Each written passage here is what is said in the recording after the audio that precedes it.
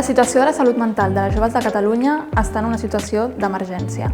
Veiem que una de cada 7 joves ha declarat tenir algun problemàtica en quant a la salut mental. Són moltes les joves que tenim problemes en accedir a una atenció a la salut mental per manca de recursos i hem de fer front a una precarietat, a una dificultat en l'emancipació, a unes dificultats i també una pressió acadèmica, com altres factors que afecten el nostre benestar, sobretot el benestar emocional. Per tant, hem de parlar de salut mental, i parlar de salut mental vol dir parlar de drets laborals, vol dir parlar de renda bàsica universal, vol dir parlar d'un accés a una atenció psicològica que sigui pública, gratuïta i de qualitat, vol dir universitats públiques.